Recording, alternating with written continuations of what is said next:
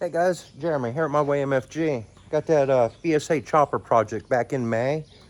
Been working on it since. We're gonna ride it by the end of this video. You're gonna wanna see that, so stick around. Hey guys, I'm on round 2 of cleaning the gas tank out. I'm glad I decided another go at it.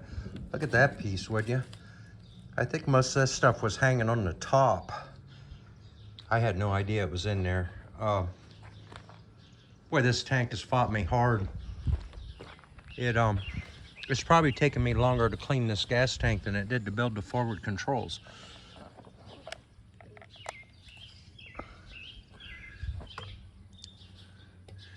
I don't know if you guys can see good down in there, but everywhere I can see,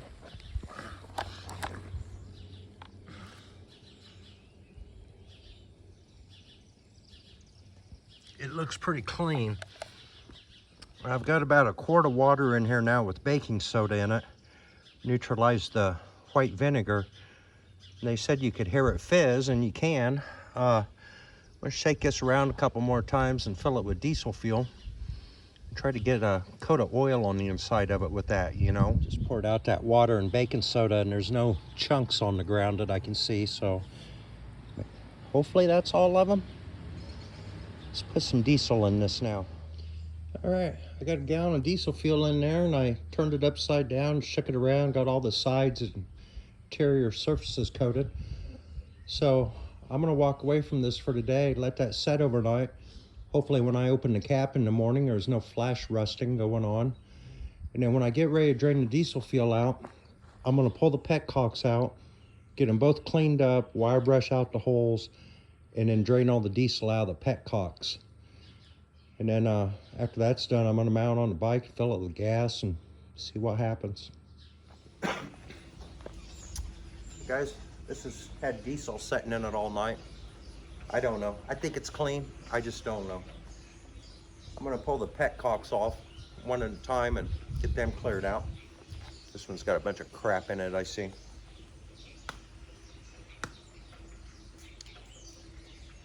But we'll get these all cleaned up, and I got a little wire brush here. I'm gonna go up inside the threads.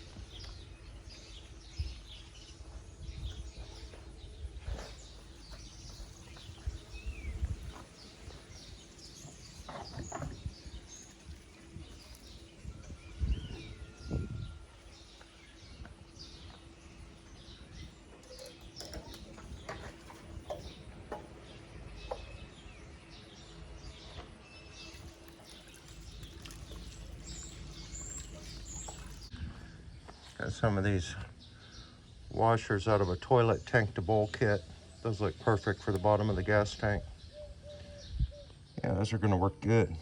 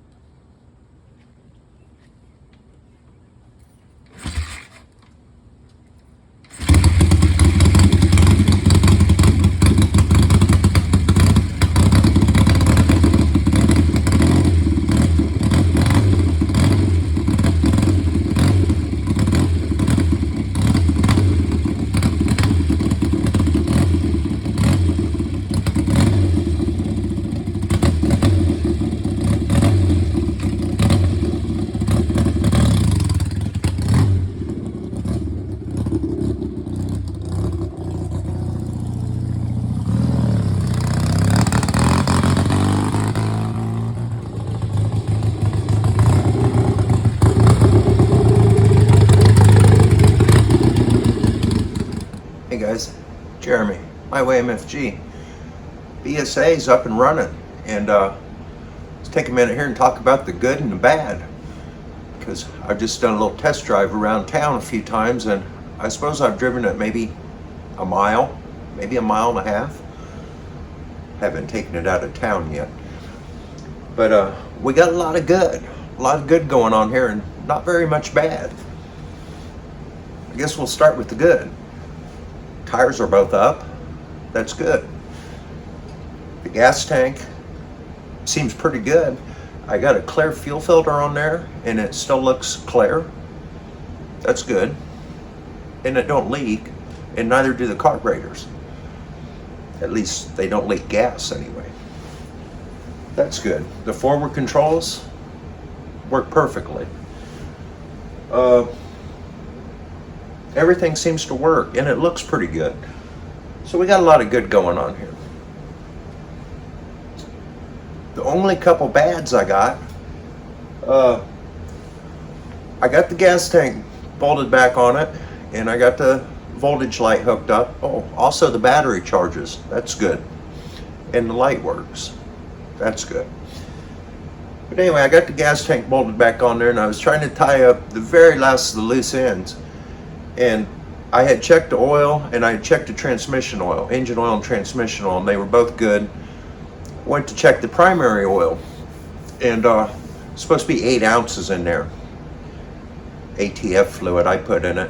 I heard that's a good thing to use. But anyway, when I went to check that, I noticed I only had 2 screws holding that primary cover on. The rest of them were missing, and there was no gasket. I didn't notice that earlier. Had never looked. Well, turns out I had the right gasket here, but I still didn't have the rest of the screws. So I contacted my buddy Dan, and he's got some, British BSA bolts and stuff he keeps around for his Triumphs. And he said, come on out, I might have some. Well, I rode out there. He had ordered primary bolts for a Triumph, and they sent him the wrong ones. They were for a later model year, and they had the wrong thread pitch for his 65. But it turns out they were newer style, and they fit this 71 thread pitch wise, but they were too short. Anyway, he had 2 that were longer that I cut down to the original length of the 2 I had, so I've got 4 good ones in there out of 12. All the other ones he had were too short, and I got them in there and tightened up, but they're just barely catching maybe a 1/4 inch of thread. So I'm gonna have to readdress that. But I got it on there good enough, it's not leaking and it holds oil, at least until they vibrate out, right? So I'm gonna order a set of primary cover bolts for this. And the other things, I was kicking it over and my kickstart fell off. Well, there's a pin that's a tapered pin that fits into a tapered notch that holds your kick start on. And the British call it a cotter pin. And here in America, that's not what we think of when we think of cotter pin. But anyway, that's what they call it. It has got threads on the end to where you, after you get the wedge pushed down, you put a nut on the bottom of it and it holds it in there. The threads are broke off the end of that where that nut goes. So I found them online. I can order one pretty cheap, or I could knock that one out and probably weld a bolt to the end of it and then cut it off and have threads, and it wouldn't take much to hold it, just something to keep it wedged down in there. But anyway, we got to address that. And then the first ride I took around town, my license plate bracket fell off because I forgot to tighten it. But that's about it really, mechanically wise. The only other thing is it's not running quite right. And at the present moment, I don't know. I feel like the carburetors are a little too lean. But it also could be in the timing. So I think now that it's setting and it's running good enough to start up, I'm going to put a timing light on it. I got a strobe light. And while I had that primary cover off, I could see the timing marks on there real well on that rotor. And I got online, and those marks are for all-in timing. And they're scribed on the rotor at 34 degrees before top dead center. So if I put the timing light on there and rev it up, those lines or marks on the rotor ought to come up and line up with the pin if the timing's right. And then check it on both spark plug wires and then adjust accordingly. If they're both off, I move the whole backing plate. If one side's off and the other side's not, or one side's off more than the other, then I got to adjust it into points, whereas I would widen the gap to advance it, or close the gap to retard it. But I think we need to check the timing first and see if we get that dialed in, see what happens, and then maybe start checking those carburetors for air leaks if we've still got a problem. But got to start somewhere, right? And it's not too bad. It's almost good enough to ride, but just not quite. So anyway, I'm going to try to hook this timing light up here in a minute. I don't have a book on this. I've never done this before. So we're just going to see what happens, and hopefully it works out, right? And if I'm going to start having to do stuff like this, I really need to get a book for it. And I'm thinking when I go to the Davenport swap meet, there's a good chance I can find one, but we'll see. Anyway, see what we can do. All right, guys, I got the cover plate off of this. It's on the primary side. Here's our rotor. If we look here, that right there is going to be our pin for our timing pointer. And then if we look up here, that's our timing mark right there. So when I rev it up, that mark should be in for all-in timing, which is putting it at 34 degrees before top dead center. So when I rev this thing up to like 3,000 RPMs, this line ought to line up with that pointer when we've got the strobe light on it. We need to check that with both plug wires. That rotor is going to be turning the same direction as the rear wheel. So it's going to be going counterclockwise. So we're going to see where that is in relation to the pointer and make notes on this piece of paper I've got laying here, because we're going to have to refer to those notes and see where we're at, because we got to go to the other side to do the actual adjusting. And then the other side, I think, runs off a counter gear, and it might turn the opposite direction. I gotta look at that again and remind myself what's going on over there. I haven't looked for a while. And then another thing, as we're revving it up, if we see the line get closer and further away from the pointer, that should tell us our automatic advance is working, because we really don't know that at this point either. We need to check that.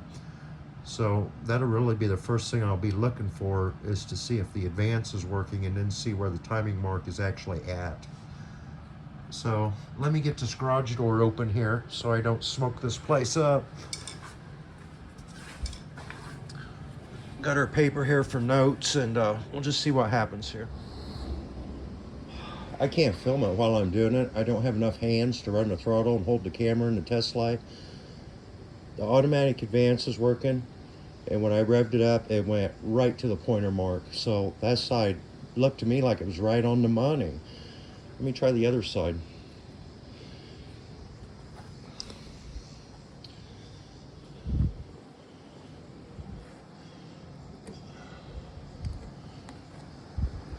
Move this clamp over to the spark plug wire.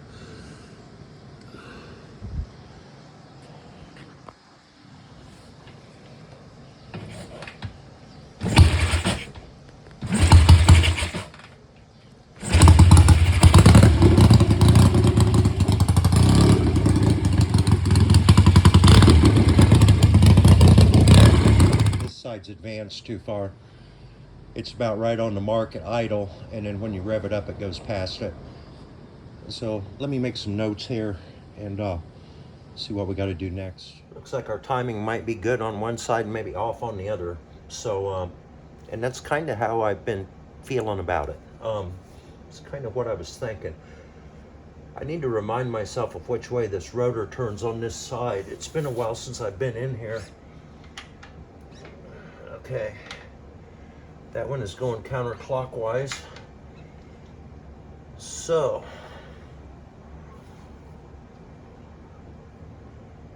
now that we know that, we need to figure out which set of points goes to that cylinder. I'm not 100% sure I remember, so I think I'm going to do a continuity test from here up to the coil. Identify which set of points I need to be messing with here. So let me grab a test light or a continuity checker. Let's put this in beep mode.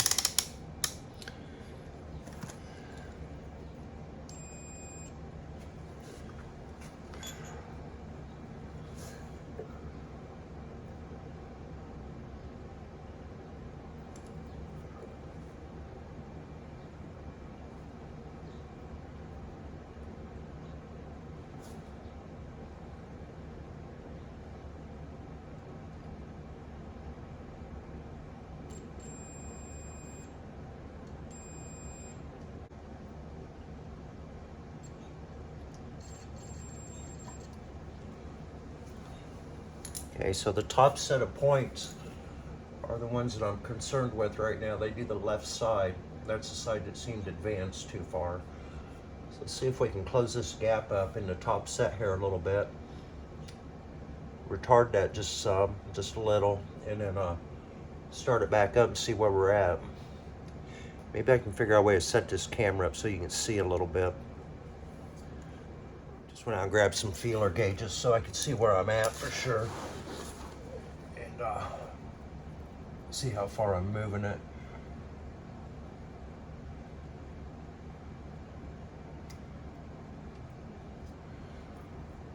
Yeah, that was a 15 and it went in there pretty easy. That's probably too much, right? Let's see,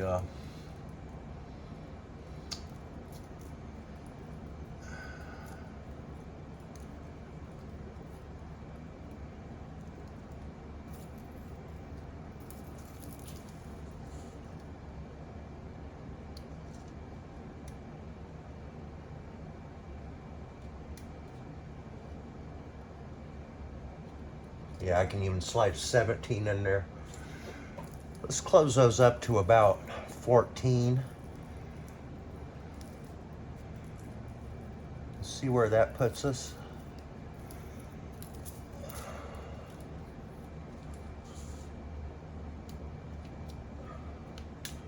Then we'll check it again.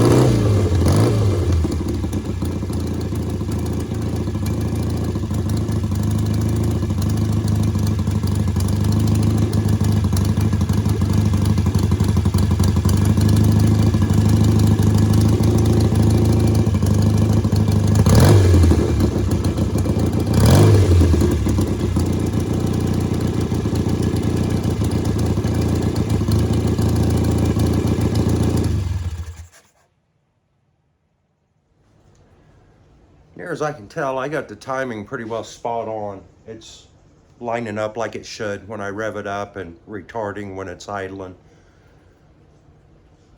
I took this for a ride yesterday and it's still not running good. It's okay if you're just going around town, but if you get out on the road and try to put it under a load, it misses at higher RPMs. And a lot of things that could be weak coils, but we checked them.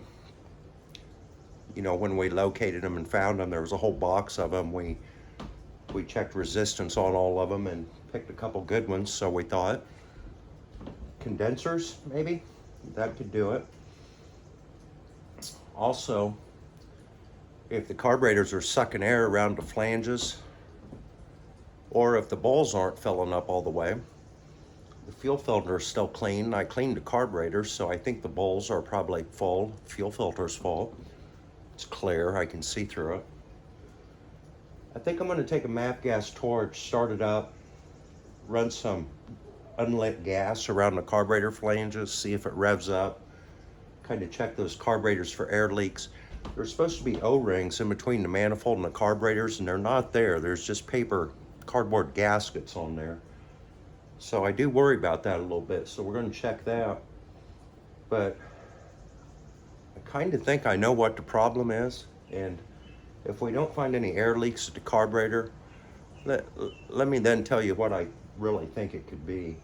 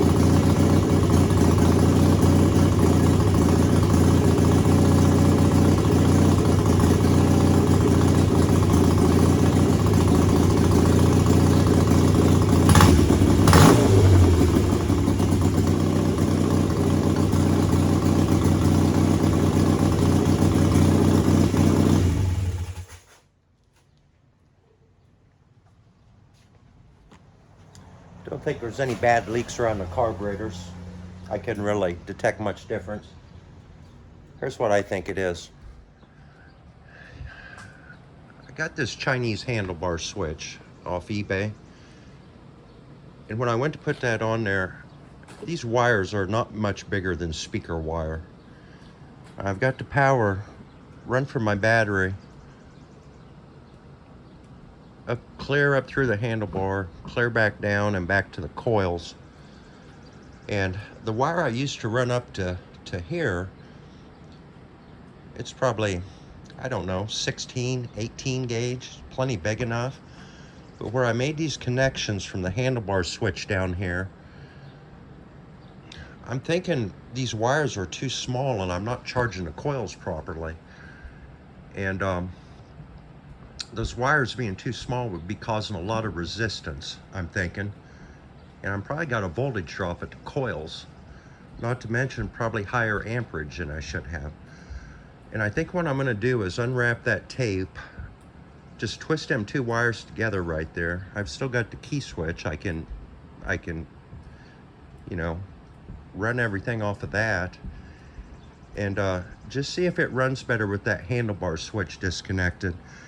And if it does, I'm just gonna have to find a better switch, because just visually looking at those wires, they're not something I would ever try to run coils off of. So I'm thinking that's going to be the problem. Just not sure, but it's a red flag to me. Just took a blade and stripped the tape off that. These two blue ones are my coil wires. I'm going to cut these heat shrinks off here and just twist these two together and probably take it for a ride, see what happens here. All right. I just put a wire nut on that for now. That would eliminate that as being a potential problem. I truly hope that this turns out to be the problem and this fixes it. This is one of them problems that could just, you could be chasing it forever. And so I'm hoping this gets it, just so I'm done with it, you know. But I don't like that switch. It's chintzy made. Wires are too small in my opinion. A lot of that Chinese stuff that you buy off eBay and that, they make it look pretty good in the picture, and it's enticing because it's cheap. But if you could actually hold that part in your hand and see it before you buy it, you probably wouldn't buy it. But unfortunately, you can't do that. You don't know what you get until they send it, you know. And I only got 3 Chinese pieces for this, and it was the voltage regulator, that light I got in the gas tank for the voltage, and that handlebar switch. And the voltage regulator seemed pretty good as long as it keeps working. It's working right now. And the light in the gas tank, I don't know, it seemed okay once again as long as it keeps working. But the handlebar switch, as soon as I opened it and looked at it, I thought, this is junk, you know. But I thought, well, maybe it'll work until I can get another one. But who knows? Maybe this isn't even the problem, but I thought it'd be a good place to start, you know. So we're going to start this up after a bit and do a short ride out to the curve and back, about a half a mile, see what happens.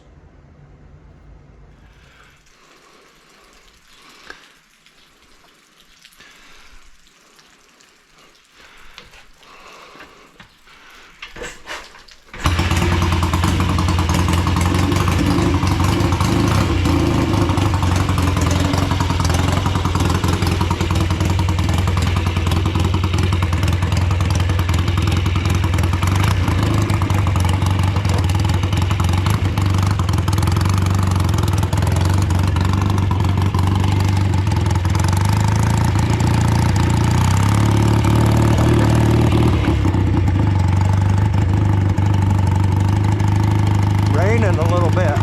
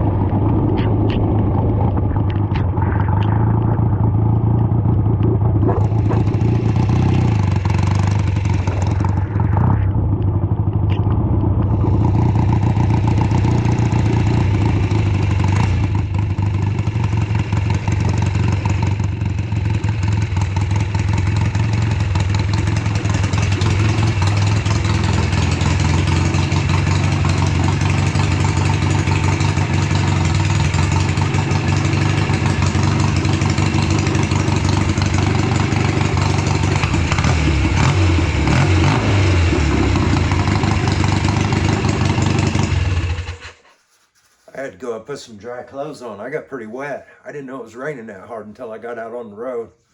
Don't like riding in the rain much. Everything I've done so far has made no difference. It's still running poorly. You can be out on the road with it, it never tries to die completely. It's like one cylinder is doing fine and the other cylinder is not keeping up. So I've got one cylinder affected by what's going on here. I'm thinking, at the present moment, I don't know which side it is. And the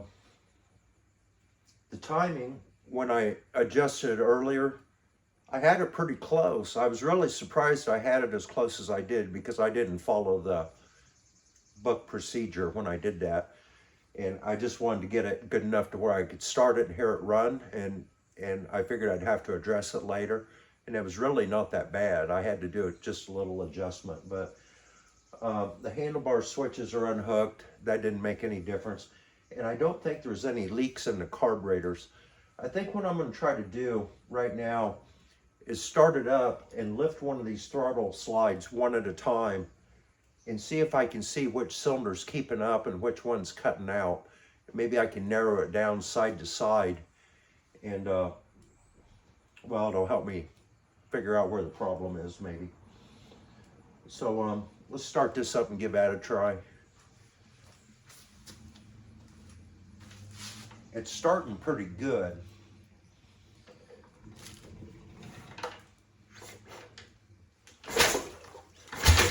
Oh, kick me back.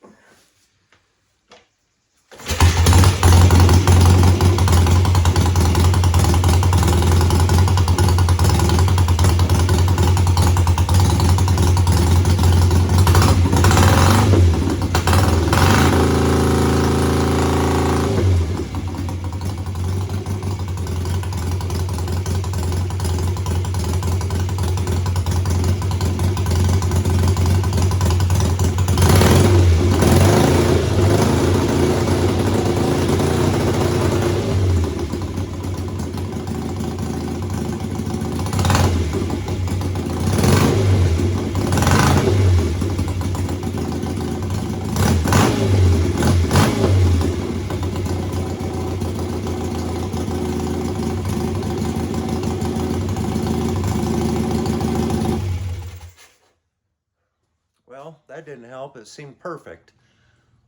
I revved both cylinders up individually and they both kept up, and then I revved it up together and they both kept up. So I was hoping I could find something by doing that, but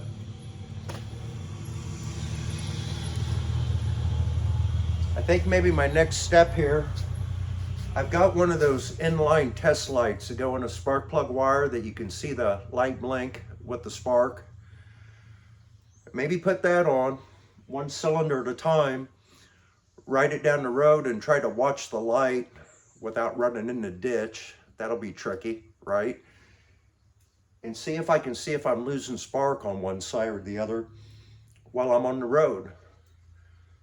Because I need to diagnose if this is spark or gas. Maybe a weak coil, bad condenser, or maybe I've got a float bowl that's not filling up correctly. At the present moment, that's kind of what I'm thinking. Maybe these float bowls are full right now because it's been sitting here for a while. But when I get out on the road, I've got a slow gas supply on one side and it's draining out one float bowl. That's probably what's going on. Maybe time to readdress the carburetors. Anyway, I'll get you back in here in a little bit. It's something else I want to check real quick. I was looking through that footage that I just filmed of that ride, and that light on the gas tank where the voltage light is, it was blinking. I'm not losing power to that, am I? I think it's probably got to do with I was using that GoPro camera doing that ride, and it's probably the camera speed not working with that LED light.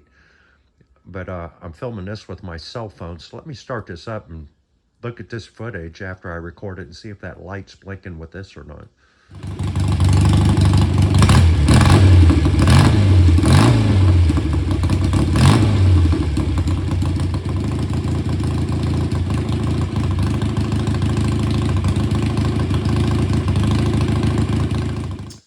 Yeah, that light was fine. Must be a different speed on that camera. Got to do with hertz and stuff like that that I don't understand. But anyway, that had constant power to it, so I would think the coils do as well. Um, I think probably the next step maybe is either take it for a ride with that test slide or readdress these float bowls and see if there's anything going on in there. I don't want to open these carburetors up in here because it's right below my living room. I don't want to get it all gas stinky in here. So I need to move this to the other garage, and this video is getting pretty long, and I think I might end it here and we'll figure it out on the next one. But anyway, hey, we're up and running, and this could be the first time possibly this motor's run for 20, 30 years, you know, on a ride like that. And I think it's the first time ever this motor has been part of this frame and configuration. So this is kind of a new machine in that regard, you know. I don't think it's ever been put together like this before. So pretty cool. We got this May 10th. Yesterday was August 10th. I was riding it around, so I actually rode it before that. Took a little under 3 months working on this, a few hours a week, you know.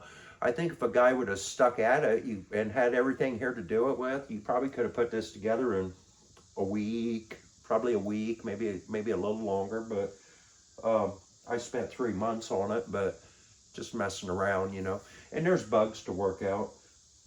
One thing is,